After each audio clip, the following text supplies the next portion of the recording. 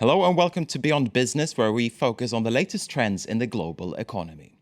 Today we're looking at China's ambitions on the silver screen. The movie business is growing rapidly in China. Ticket sales grew by almost a third last year to a value of around $2 billion. And there are plans to build a Chinese version of Hollywood in the city Tianjin.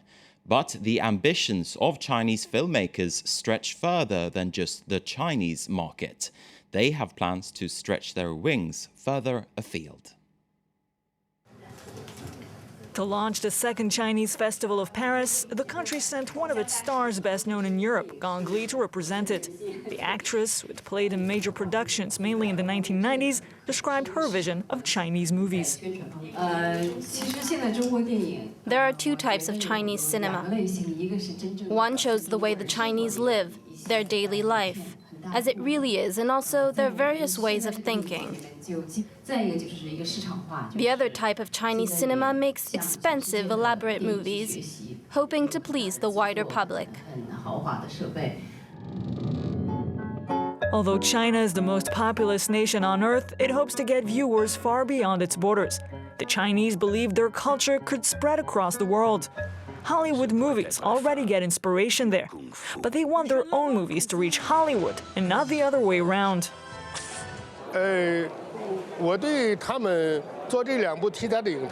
It's a good thing that American movie makers get ideas in other cultures to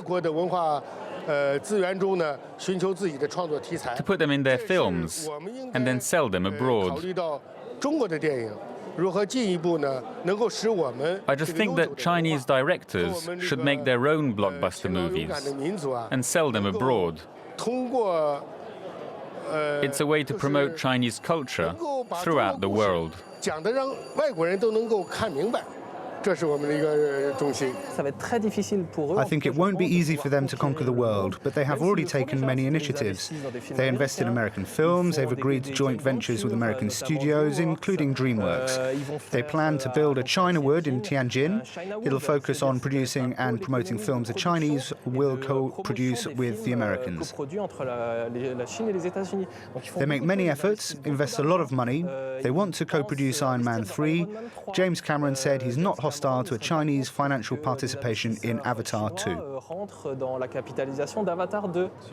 The Chinese want to compete with Hollywood, and they're using it as a model. I believe the Chinese are gradually losing their communist and traditional Confucian values. They're not completely absent because they're tradition, but they're fading away because society is expanding and changing so quickly. It has a strong capitalistic aspect, an egocentric side. People want to succeed. Money rules.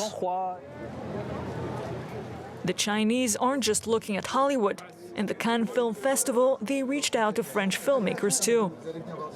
Producer Ning Ning signed a deal to finance a film to be made by French director Philippe Mouille. Most of it will be shot in China. We'll film 2 weeks in Beijing, 7 weeks in Guangxi, that's in the south, and then we'll shoot a week in Paris. The film The Birdwalker will plead for family values and better education. There's a never-ending race to get money, and during that process, society loses many of its values. Traditional Chinese values are fading away, like family ties, between grandparents, parents and children. Those are the true Chinese values. Without giving out lessons, I try to remind that in the movie. The race to money and fortune is definitely not the best option we have. At the Cannes Film Festival, China organized the International Movie Market Reception, a move that says they plan to stay in the business.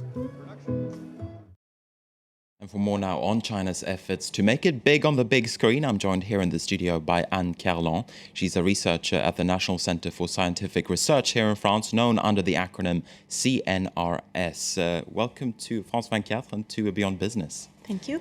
Now, you specialize in Chinese cinema. What do you think are the ambitions of the Chinese cinema industry at this point? It's an ambition that comes from very far away. Since basically the 1930s, when China found out that cinema was going to be the media and the culture of the 20th century, and that the Western world was really picking up on it. And nowadays, they have the ways to expand. They have the economic way to do so, and they're willing to do so. They have learnt a lot during the past few decades or so. They've learned a lot because they've been in the situation of observing what was going on, but also receiving a lot of Hollywood films were big hits in China, and they were able to study how this happened and how they could do the same. You say there that the Chinese want to do the same. Do they have ambitions to become the next Hollywood, so to speak? Do they want to create that huge, world-dominating cinema industry? Yes and no. I would say for Asia, definitely. They want to be the Hollywood for Asia, meaning that they want the film they're producing in the Asia world to be the big blockbuster, the big hits. And they also want to offer to the Asian world place to produce movie that would be as good as Hollywood. Mm-hmm. Now, when you look on the international, when you look at the big world, they may have this ambition. Hollywood certainly is their standard, their model, but I don't know if they really want to be their direct competitor. That's more questionable, and as they say in the report, it's going to be very difficult for them to hit that point. What do you think, what's driving those Chinese ambitions? I suppose that goes to the heart of the issue, whether or not cinema in China, is it a business, or is it a form of culture and of cultural influence? Well, it's difficult to separate both business and culture, but I think they feel like cinema could be a way to put Chinese culture in a better light, to spread it out in the world and to make it part of the world culture. They know that cinema, and they know that for a long time, because they used cinema as a mass media and a mass propaganda tool.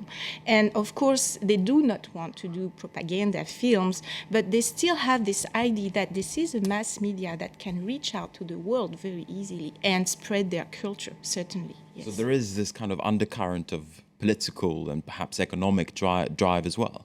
Yeah, everything is mixed together, I would say. But as we hear in the report, there are some values that they consider to be Chinese value, like the family, the question of how important is the family.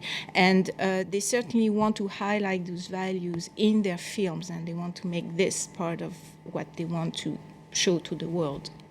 Now, here in France, the French government is seen to support the French cinema industry. Is the case the same in China? Is the Chinese government actively supporting movie directors, actors, and the rest of the cinema industry? Depending which filmmaker, who you are, I would say that the government is supporting the filmmakers that are willing to be part of the strategy of the government to spread out this Chinese culture.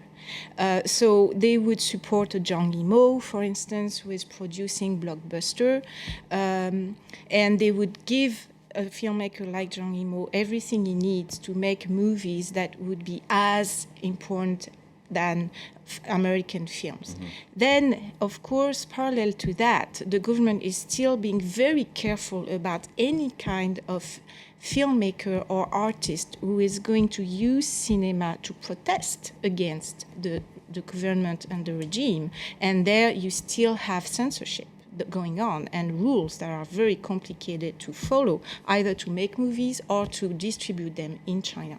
So the regulatory framework is an impediment to the Chinese cinema industry at this stage, at least to some filmmakers.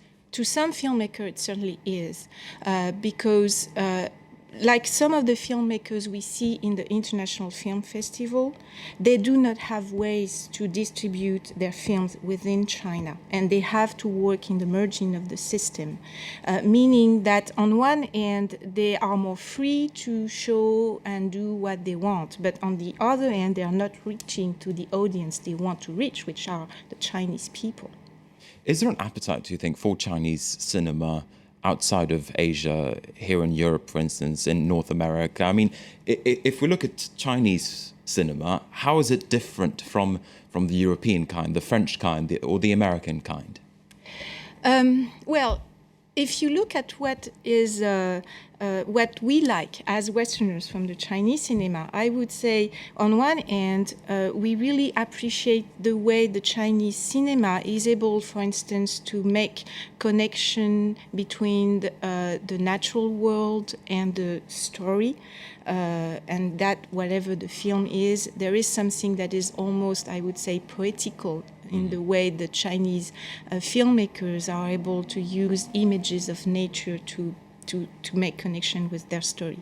The other very important trend in the Chinese cinema is what we call the martial art and the kung fu, and this is something that comes from Chinese culture that is associated again with some Chinese value like friendship, the heroism, and here the cinema is really using this to make it better and to make people love it.